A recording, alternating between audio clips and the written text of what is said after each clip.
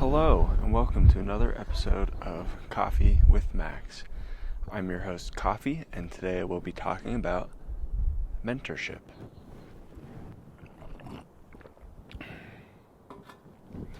So I want to talk about mentorship because I think when you're learning a craft, it is, if not the most important thing, one of the most important things that you need in order to really understand and learn that craft and to find your direction and your voice.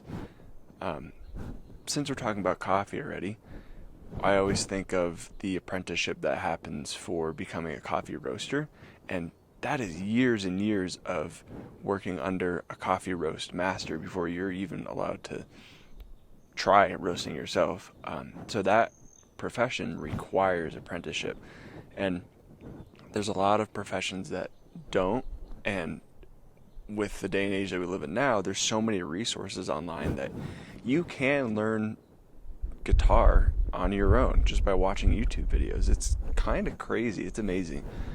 The problem with not having a mentor is that you don't really know if you're doing it right. There's always this little bit of a doubt of, well, this guy plays it like this, but is that really the right way to do it? Is that what's best for me?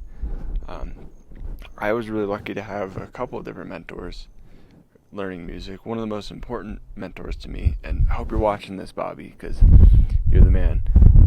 Bobby Burnham, he's been amazing for me. I mean, he was friends with my dad many years ago. He used to bring his car to my dad's car shop, and one day he came to me and he said, "Hey, I'd like to record an album for you." And looking back on that, it was just such an amazing,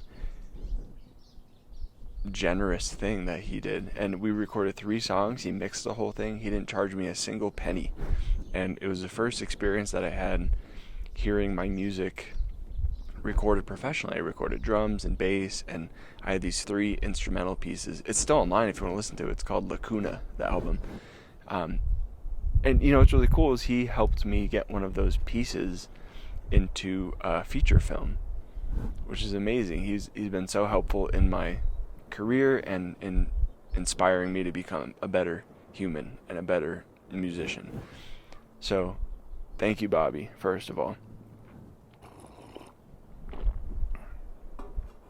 So what's important to remember when you have a mentor, first of all, not every single thing they say is gospel. That's one side. The other side of it is that you need to leave your ego at the door when you're talking to somebody who is your mentor. It doesn't matter. If you're pushing back against what somebody is trying to tell you as a piece of advice in that moment, you're not learning. You need to leave your mind open. And it's up to you in the future to decide which ideas you want to keep for yourself and which ideas you think might work best in a different application or aren't really for you. So it's really important with your teachers to always have an open mind, listen, understand, believe them, trust them.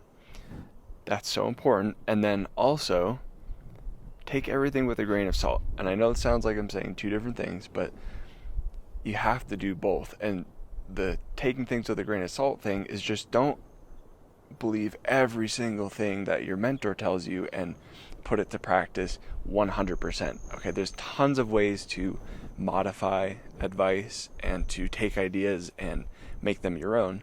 And that's important so that you don't end up sounding 100% like your teachers or like those YouTube videos, right? If you follow only online lessons and you only work on YouTube videos, there's no feedback from that video to tell you if you're doing something right or wrong.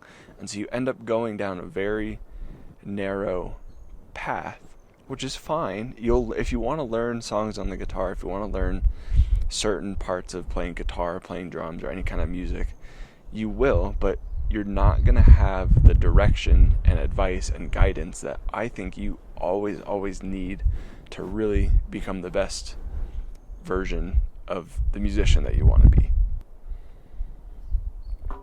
So here's my advice to you. again, take it with a grain of salt.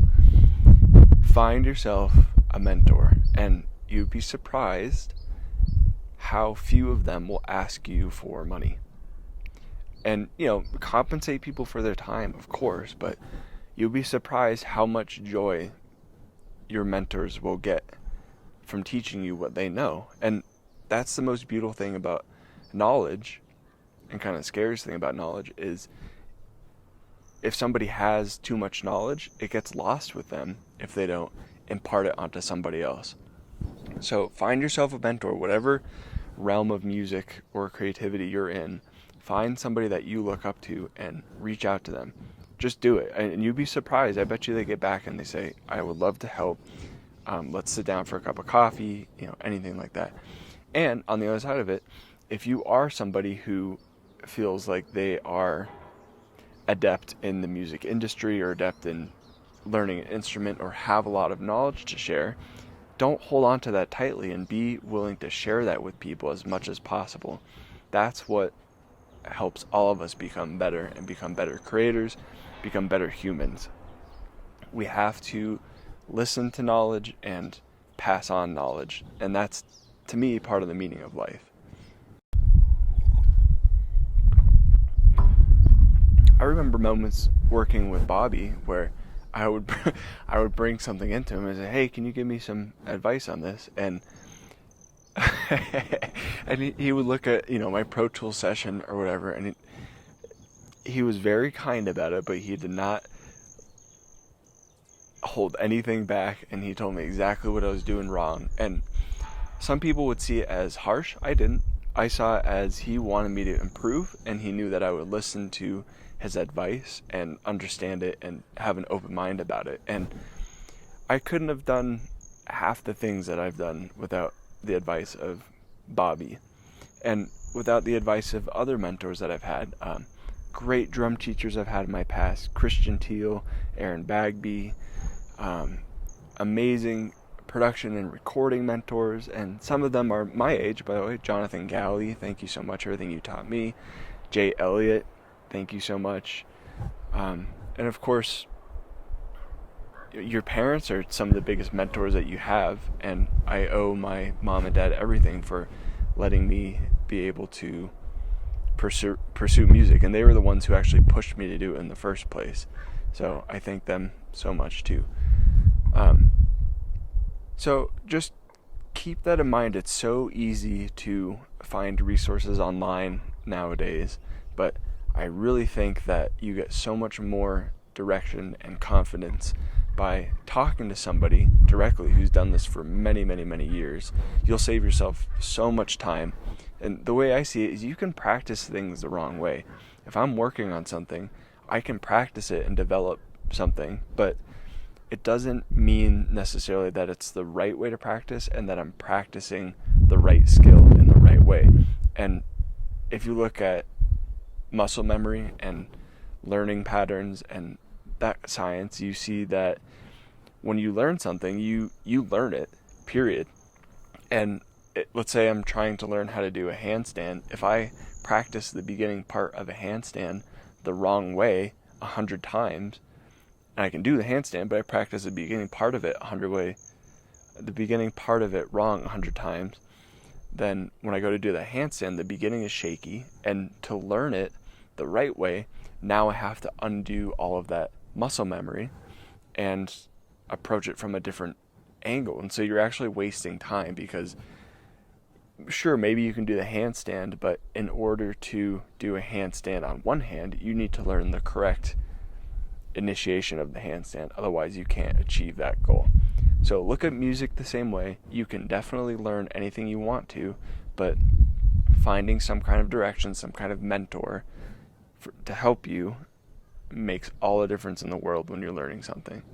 And truly, I owe my mentors everything for being able to find my voice in music and to feel confident in doing the things that I'm doing the right way. So thank you, Bobby. Thank you, Jay. Thank you, Christian. Thank you, Aaron. Thank you, Jonathan. Anybody else I haven't mentioned? Mr. Bryson, Tom Horst at BVSD. Thank you guys. I really, really appreciate having such great guidance in this music thing and always encouraging me to keep pushing and doing this thing.